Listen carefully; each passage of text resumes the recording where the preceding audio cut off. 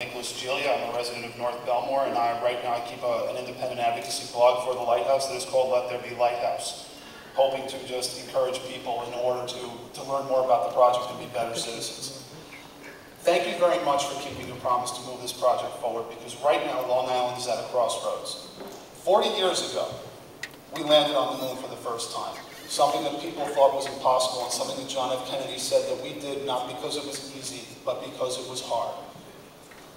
And that lunar module was built in a plant right here on Long Island. They said it was like leaving a piece of Long Island on the moon.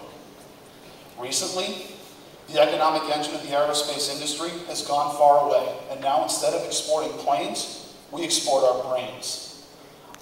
I know plenty of people who grew up with me here on Long Island, went to school with your tax dollars, every single one of your tax dollars, that now have no intention of coming back. In fact, I have 4 weddings next year for friends of mine that I grew up with. None of them are on Long Island, and none of them have any intention to come back after all is said and done.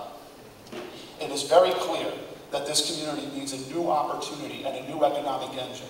Personally, I'm starting my own high technology business, and people tell me constantly, why don't you move to Silicon Valley? Because that's where things get done.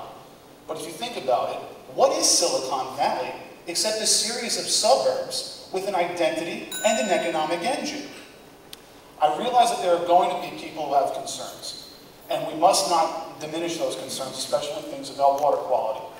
The cost of doing this project is not insignificant, but the cost of doing nothing is more than we can ever bear. We need to do something to move Long Island forward, give opportunities and hope for people just like me who will come afterwards and will try to make their own way someplace else. If you think about the defeatist thinking that people have talked about, I would like to turn it around just slightly, and I swear I'll be done within 15 seconds. Could you imagine if 70 years ago people said, why build the Empire State Building during a recession? A depression. No one will ever go there. Why build Levittown? There's no guarantee that GIs will ever come out to Long Island. They've never lived out on Long Island. It's silly, and it's defeatist thinking.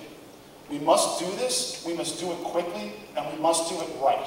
My favorite author, marketing guru Seth Godin, says that there can only be, in this time of rapid change, 2 types of companies. And in fact, I believe that there could only be 2 types of communities: brave and dead.